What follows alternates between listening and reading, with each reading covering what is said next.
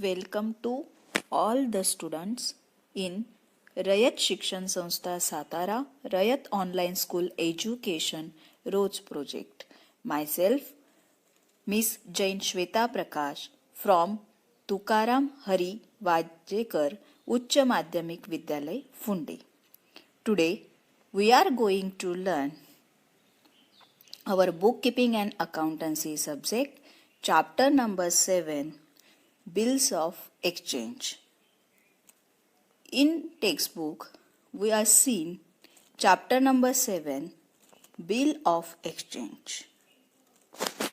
First, we discuss the marking scheme in a board exam. ह्या प्रकरणावर आपल्याला बोर्डात जो क्वेश्चन येणार आहे त्याची मार्किंग स्कीम आपण बघूया. Question number 3. Solve any one from the following: dissolution of partnership firm or a bill of exchange. आपल्या बोर्डाच्या क्वेश्चन पेपरमध्ये आपल्याला क्वेश्चन नंबर 3 दिसणार आहे. त्याच्यात तुम्हाला 2 प्रश्न दिले असतील, एक डिझॉल्युशनवर आणि सेकंड असेल बिल ऑफ एक्सचेंजवर. त्यापैकी तुम्हाला कोणताही एक प्रश्न सोडवायचा आहे. मागचं 6 चॅप्टर 6वं चॅप्टर जे होतं डिझॉल्युशन ऑफ पार्टनरशिप फर्म त्याचा अभ्यास आपण ऑलरेडी केलेला आहे. आता आपण बिल ऑफ एक्सचेंजला सुरुवात करत आहोत. बिल ऑफ एक्सचेंजवर तुम्हाला बोर्डच्या क्वेश्चन पेपरमध्ये practical question for 10 marks, practical question एक क्वेश्चन असणार आहे 10 मार्कांसाठी, अँड ऑब्जेक्टिव्ह फॉर 2 मार्क्स.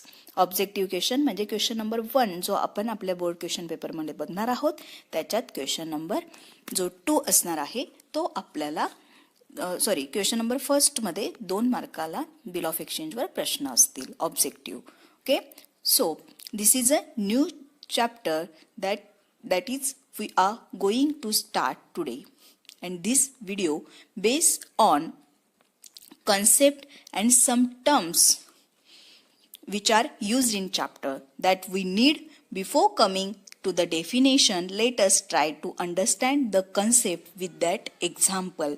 एक example ने मी तुम्हाला आपली bill of exchange ची concept काय आहे ते समजवणार आहे. So assume that there is a person A. आपण assumption करूया की एक व्यक्ती आहे A, sell certain goods to person name B. त्याने काय केलं, एक काही माल B ला, एक पर्सन आहे पर्सन B त्याला सोल्ड केला. जर काही विकतोय तर त्याच्या मोबदल्यात त्याला काहीतरी हवंय, त्याने माल विकलाय. तर so now A sell certain goods to B. A ने सेल केलेला आहे. मग बी ची ड्युटी काय, it is duty of B to pay cash or kind. त्याची बी ची ड्युटी आहे की त्याने त्या मालाच्या बदल्यात कॅश दिली पाहिजे. हे सगळीकडे आपण ट्रान्झॅक्शन बघतो, माल सोल्ड केलेला आहे आणि दुसऱ्याने ते कॅश दिली पाहिजे. But what B does this, इथे बी काय म्हणतोय, he will tell that he will pay the amount in future. Not right now, he is not capable to pay money. बीचं म्हणणं आहे की माझ्याकडे आता पैसे नाही, मी तुला ते पैसे इन अ फ्युचर काही दिवसानंतर देईल. मला काहीतरी मुदत दे, मी तुला काही दिवसानंतर पे देईल. याला आपण काय म्हणतो, credit sale. But he will pay in a future or a later day, right. So this is a become a credit sale. हे काय झालं, एक प्रकारचं क्रेडिट सेल ट्रान्झॅक्शन झालं. सो हिअर व्हॉट ही विल डू, आता बी ने तर त्याचा प्रॉब्लेम सांगितला याला, पण इथे ए काय करणार आहे, तर he will ask some guarantee. तो म्हणतोय की मला काहीतरी गॅरंटी पाहिजे. So he will ask that what is a guarantee of you will pay money in a future, how can believe you. So what it does it. तो काय म्हणतोय की मी ठीक आहे, तू म्हणतोय माझ्याकडे पैसे नाही, मी तयार आहे, पण मला गॅरंटी काय की तू फ्युचरमध्ये पैसे देशील. मग इथे ए काय करतो, व्हॉट सेलर डज इट. इथे ए काय आहे, सेलर झाला आहे. सेल मनी, त्याने काय केलंय, सेल गुड्स सेल केलेला आहे. मग ए झाला इथे seller, and B is a buyer or purchaser. आपण इथे बीला काय म्हणू शकतो, बायर किंवा परचेसर. मग व्हॉट सेलर डज इट, ए काय करेल, ही विल मेक अ बिल. तो काय बनवेल, एक बिल बनवेल. मग कॅश नाही, त्याने कॅश पे केली नाहीये, त्याच्यामुळे त्या बिलमध्ये तो काय नोट डाऊन करेल, तर ह्या व्यक्तीला मी ह्या दिवशी म्हणजे डेट टाकेल आणि बीला मी माल ह्या तारखेला दिलेला आहे, ह्या दिनांकाला दिलेला आहे आणि मग आता त्याला तो जी मुदत देतोय, पिरियड ऑफ अ बिल, तो काहीतरी मुदत देतोय की 2 महिन्यानंतर किंवा 90 डेज नंतर तुम्हाला पैसे देणार, तेवढी त्याच्यात टाकणार. This is a form of written document. Bill म्हणजे काय, हा फॉर्म ऑफ डॉक्युमेंट आहे. मग he will make a bill in which is mentioned that bill pay certain money for. मग एने जे बिल बनवलेलं आहे त्याच्यात तो काय म्हणेल की या व्यक्ती मला या एवढ्या दिवसानंतर पैसे देईल. For example, A sold certain goods to be worth ₹4,000. एने कितीचा माल विकला, 4,000चा. So in the bill it is mention that B agree to pay 4,000 on a certain date. त्या काही दिवसानंतर म्हणजे ते दिनांक तिथे दिलेले असेल त्या दिवशी तो मला पे करेल. Right. So this bill will be made by the seller. Bill कोण बनवतोय, सेलर. हे झालं सेलरचं काम. देन बिल बनवल्यानंतर it will be given to B means purchaser or buyer. ते बिल कोणाला दिलं गेलेलं आहे आता, परचेसर किंवा बायर. इथे कोण आहे, बीला दिलंय. So he will read bill. मग बी पण काय करेल, त्या बिलला वाचेल. वाचल्याशिवाय कुठेही साईन करायची नाही हे आपल्याला माहिती आहे. मग तो काय करेल, so he will read bill and if he agree it, जर त्याला त्याच्यातलं सगळं मान्य असेल, he will sign on this. तो काय करेल, त्याच्यावर साईन करेल. And when he make the sign on it, that means he agree to pay. त्यालाच ॲक्सेप्टन्स म्हटलं जातं. मग तो काय करतोय, त्याच्यावर साईन करून ते रिटर्न परत ते बिल कोणाकडे पाठवतोय, सेलरकडे, ए कडे. Give acceptance for the bill. Okay. Now this become bill of exchange for the both the parties. जेव्हा तो ॲक्सेप्ट करून, साईन करून, ॲक्सेप्ट करून रिटर्न करतो, तेव्हा ते कम्प्लीट बिल ऑफ एक्सचेंज होतं. फक्त एने जेव्हा ते बिल बी कडे पाठवलं होतं, A make a bill and give to B, तेव्हा ते काय असतं, ड्राफ्ट असतं. जेव्हा फक्त एने बनवलेलं आहे आणि पाठवलंय तोपर्यंत ते ड्राफ्ट असतं. पण जेव्हा बी ॲक्सेप्ट करतो आणि रिटर्न करतो, त्याला काय म्हटलं जातं, बोथ द पार्टीज, दोघे पार्टीसाठी ते बिल ऑफ एक्सचेंज आहे. Okay. This acceptance bill is called a bill of exchange. Got it? Okay.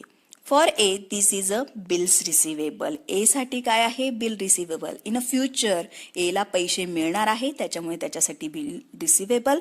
And for a B this is bills payable. हे जे बिल ऑफ एक्सचेंज आहे, बी साठी काय असणार आहे, bills of exchange.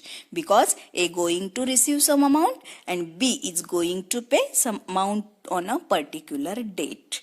Okay, for example, like we told him he will pay after 3 months. 3 months will be term. आता जेवढ्या दिवसांसाठी, जेवढ्या मंथसाठी त्याने सांगितलेलं आहे, मग काय झालं, तेवढं ते काय होतं, term of the bill. So understand this bill और this document will know as bill of exchange. समजलं सगळ्यांना? For A it is a bills receivable and for a B it is a bills payable. So this shows as a proof that credit sale has been made between A and B. हे proof असतं. In a future जर बी ने म्हटलं मी काही मालच घेतलेला नाहीये किंवा तो पलटला, मग त्याच्याकडे हे प्रूफ राहणार आहे. Okay. Now coming back the definition. आता आपण जाऊया मिनिंग कडे. बिल ऑफ एक्सचेंजचं meaning. Negotiable Instrument Act 1881 state that negotiable instrument means promissory note, bill of exchange or check payable either to order or bearer. A bill of exchange is a written acknowledgement of a debt and also a promise to pay the debt according to the terms of the bill.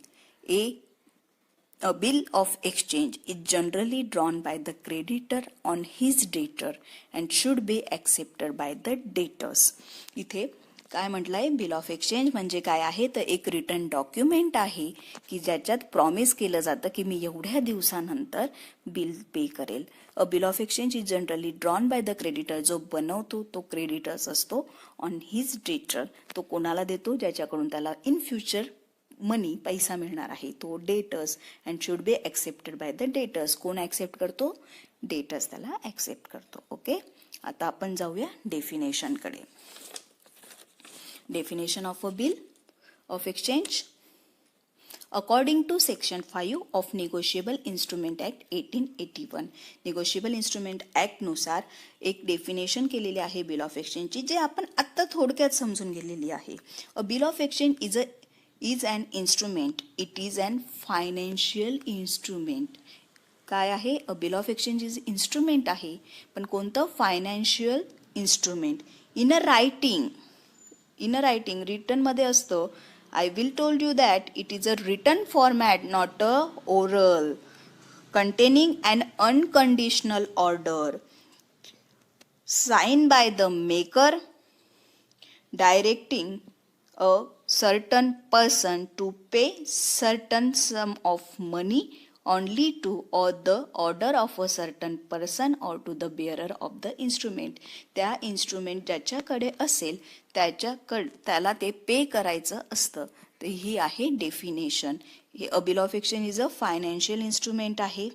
त्याच्यानंतर ते containing and unconditional order, writing format असतं, not a oral.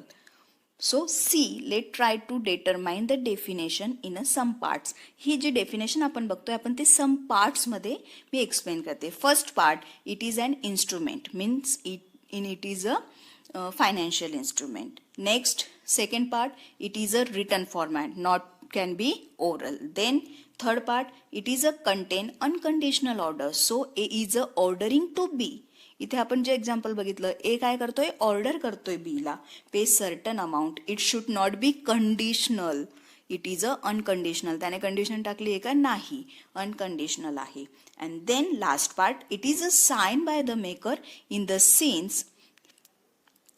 Here आता इथे sign by the maker, कोणी sign केलेली होती, A ने. A is a maker, right, but it also sign by the B when he agree to pay certain amount. मग काय, फक्त मेकर नाही तर तिथे जो डेटर आहे, जो ॲक्सेप्ट करतोय, तो सुद्धा त्याच्यावर साइन करतो. Okay, features of a bill of exchange. काही फीचर्स आहेत, special feature. First, it should be in a writing. काय असलं पाहिजे, रिटर्न मध्ये असलं पाहिजे, ओरल नसतं. जे बिल ऑफ एक्सचेंज आहे ते लेखी स्वरूपात असलं पाहिजे. Second, it must B stamp as per the Indian Stamp act 1899. ह्या बिल ऑफ एक्सचेंजवर योग्य मूल्याचे तिकीट म्हणजे स्टॅम्प असले पाहिजे. Third, it must be dated. Bill of एक्सचेंजवर डेट असली पाहिजे, दिनांक असावी. Fourth, it must contain an order to pay certain sum of money. याच्यात काय दिलेली असते, ऑर्डर दिलेली असते, कंडिशन नसते. बिल ऑफ एक्सचेंजमध्ये रक्कम देण्यासंबंधीची स्पष्ट आज्ञा असावी. Fifth, the order must be unconditional. ती बिनशर्त स्वरूपाची आज्ञा असली पाहिजे, त्याच्यात कोणतीही शर्त नसली पाहिजे. Six, the amount must be payable either to a certain person or his order to the bearer of the bill. Bill of exchange मध्ये काय केलेलं असतं, निर्देशित केलेलं असतं की व्यक्तीला म्हणजे त्या स्वतःला किंवा त्याच्या आदेशानुसार बाहेरच्या व्यक्तीला म्हणजे ज्याच्याकडे बिल ऑफ एक्सचेंज आहे त्याला ती रक्कम दिली जाते. And last, it must be sign by the maker. जो काढतोय म्हणजे जो बनवतो आहे, निर्माता आहे, त्याची स्वाक्षरी त्याच्यावर असली पाहिजे, त्याची सही असली पाहिजे. Got it? तुम्हाला समजले सगळ्यांना फीचर्स? हे आपण सगळे आत्ताच डेफिनेशनमध्ये आपल्या, त्यानंतर आपण जे इंट्रोडक्शन बघितलं त्याच्यात आपण बघितलेलं आहे. Okay, let's see parties to a bill of exchange. कोणत्या कोणत्या पार्टीज, पक्ष याच्यात असतात. First is a drawer. बघा इथे 3 पार्टी इथे इन्क्लुडेड आहे, ड्रॉवर, ड्रॉई अँड पेई. 3 पार्टी इथे महत्वाच्या आहे बिल ऑफ एक्सचेंज मध्ये, drawer, drawee and payee. First party drawer. Drawer म्हणजे काय? तर drawer is a person who draws or make the bill and sign on it. He is the creditor who is entitled to receive the money from debtor. मग drawer कोण असतो? तर जो ते bill of exchange लिहिणारा किंवा काढणारा असतो त्याला म्हटलं जातं drawer. For the drawer the instrument is his bills receivable since he has to receive the amount of the bill. Bill of exchange हे धनकोकडून ऋणकोकडे दिलेले असते. तो ऋणकोकडून रक्कम प्राप्त करतो आणि बिल ऑफ एक्सचेंज मध्ये ड्रॉवर हा रक्कम प्राप्त करणारा असतो, म्हणजे त्याला पैसे भविष्यात मिळतात, त्याच्यासाठी ते बिल ऑफ एक्सचेंज काय असतं? बिल्स रिसिवेबल असतं. Second party drawee. Drawee is the person on whom the bill is drawn. He has to accept the bill drawn on him. Drawee हा असा पर्सन असतो की ज्याच्यासाठी ते बिल ऑफ एक्सचेंज काढलं गेलेला आहे. तो ते बिल वाचतो आणि त्याला जर त्या बिल ऑफ एक्सचेंज मधल्या सगळ्या गोष्टी मान्य असतील तर तो स्वीकारतो. ही is the debtor who has to pay money to creditor. तो एक ऋणको असतो जो धनकोला रक्कम देतो. For the drawee the instrument is is bills payable since he has to pay the amount of the bill. म्हणजेच बिल ऑफ एक्सचेंज मध्ये काय असतं? तर ड्रॉईला पैसे पे करायचे असतात, पैसे त्याला द्यायचे असतात, त्याच्यामुळे तिथे त्याच्यासाठी ते bill of exchange is a bills payable. ते बिल ऑफ एक्सचेंज त्याच्यासाठी बिल्स पेबल आहे. थर्ड पार्टी आहे payee. Payee is the person to whom the payment is to be made. Payee हा असा व्यक्ती असतो की ज्याला पैसे प्राप्त करण्याचा अधिकार असतो, तो पैसे प्राप्त करतो. मग काही केसेसमध्ये हा ड्रॉवर जो असतो तोच पेई असतो, कारण आपण तो ड्रॉई कोणाला पे करणार आहे? ड्रॉवरला. पण काही केसेसमध्ये ड्रॉवरच्या आदेशानुसार दुसऱ्या व्यक्तीला ज्याच्याकडे ते बिल ऑफ एक्सचेंज दिलेलं आहे त्याला पैसे पे करावे लागतात. The person to whom the bill money is payable. In most of the cases the drawer of the bill himself is the payee. To him the bill is consideration as a bills receivable. म्हणून पेईसाठी पण जे bill of exchange असतं ते काय असतं? Bills रिसिवेबलच असतं, कारण इन फ्युचर एक तर ड्रॉवरला किंवा त्याच्या आदेशानुसार दुसऱ्या व्यक्तीला ते पैसे भेटतात. Okay. Let's see content of a format of a bill of exchange. Bill of एक्सचेंजचा फॉर्मॅट बघण्यापूर्वी आपण त्याच्यातले कंटेंट बघणार आहोत. काय काय त्याच्यात आपल्याला अभ्यासायचे किंवा काय काय लिहावं लागतं. फर्स्ट आहे डेट. डेट कंपल्सरी लिहावीच लागते. सेकंड आहे टर्म. टर्म म्हणजे period of the bill. Third आहे amount. Amount of the bill, कितीचं बिल आहे. फोर्थ आहे stamp. Stamp is a compulsory, तिथे स्टॅम्प तिथे लावावं लागतं. फिफ्थ पार्टीज म्हणजे कोण आहे, कोणत्या कोणत्या पार्टीज इन्क्लुडेड आहे. ड्रॉवर ड्रॉई कंपल्सरी असतं, ड्रॉवर ड्रॉईच असतो, पण काही वेळेस पेई सुद्धा असू शकतो. सिक्स्थ आहे for value receive and seventh acceptance. Okay let's see. First date. What is date? The date on which bill has been drawn must be written at the top right hand corner below the address of a drawer. Date कुठे लिहिली जाते? तर right hand साईडला जिथे ड्रॉवरचं नाव, address लिहिलेलं असतं तिथे लिहिले जाते. Date of bill is a essential for calculation of maturity date. A bill without date has no meaning.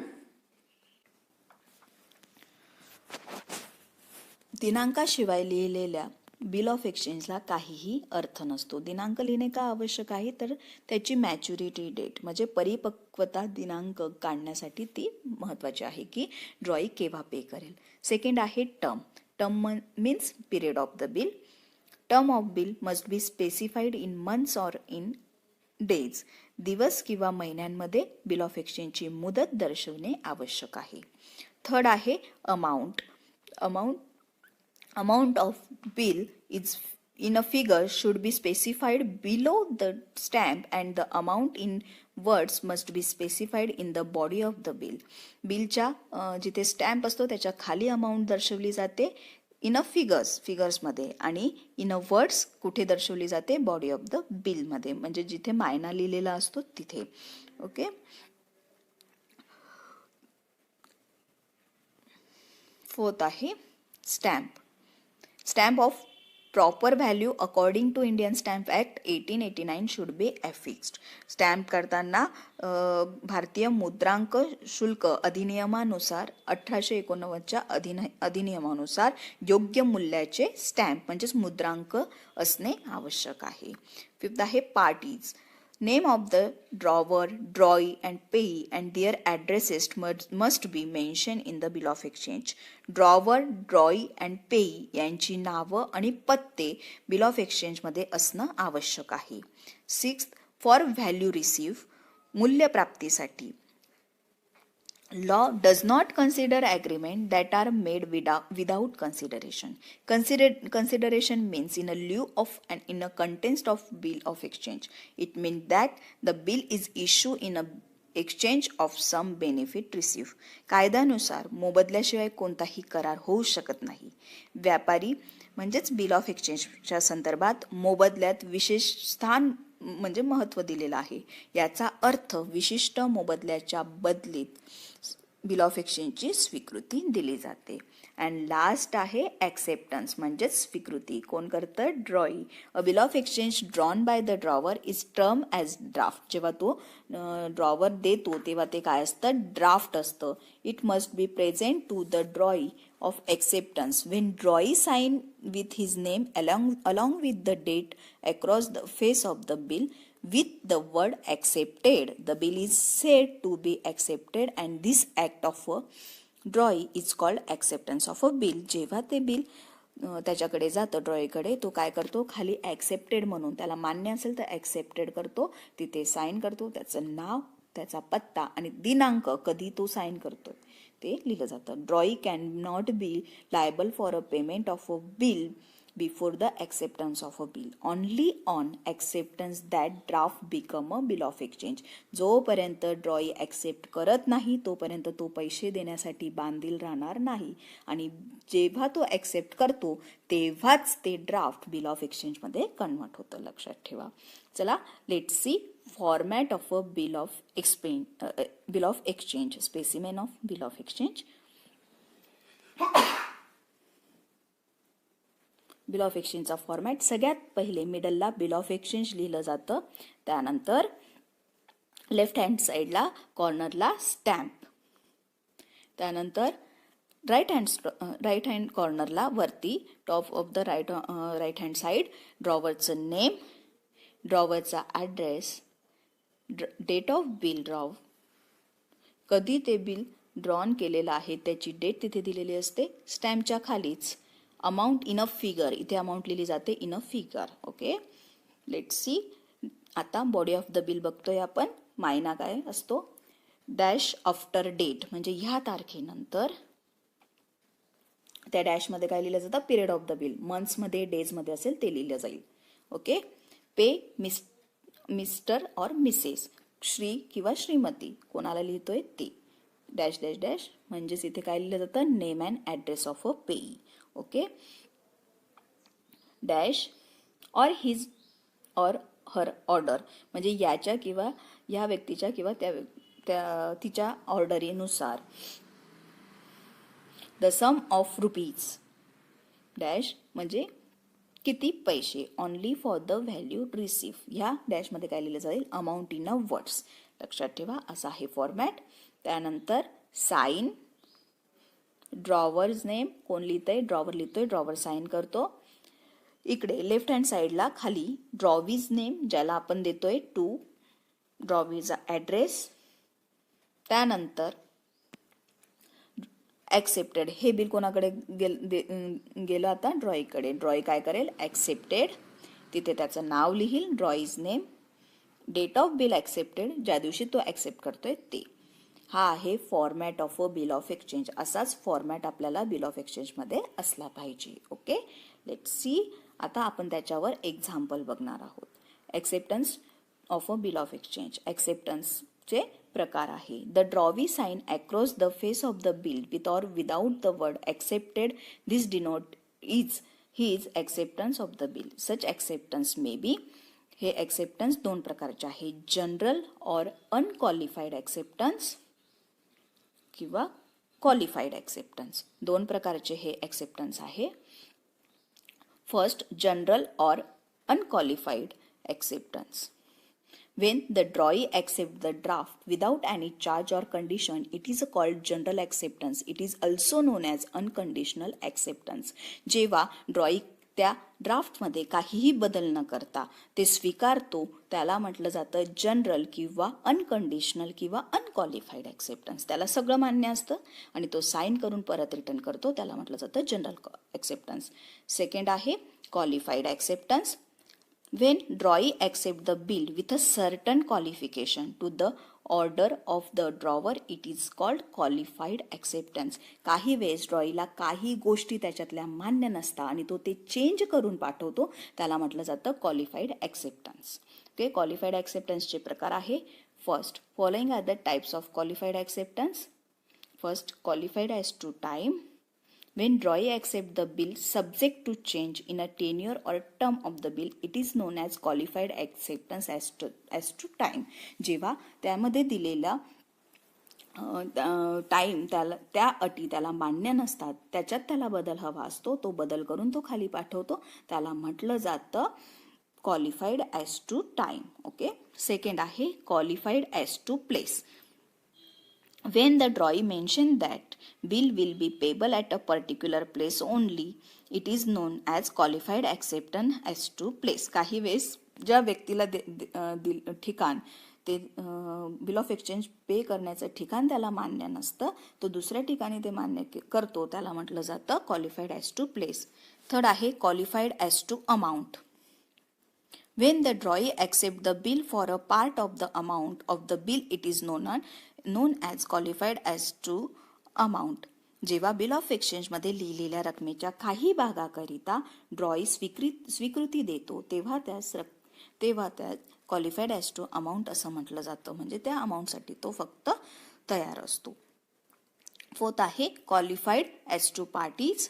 When the drawee is not ready to pay the amount of a bill to the payee named in the bill, it is known as qualified acceptance as to party. जेव्हा त्या बिलमध्ये दिलेल्या व्यक्तीला ते bill देण्यासाठी तो अमान्य करतो तेव्हा त्याला म्हटलं जातं क्वालिफाईड ॲज टू पार्टीज.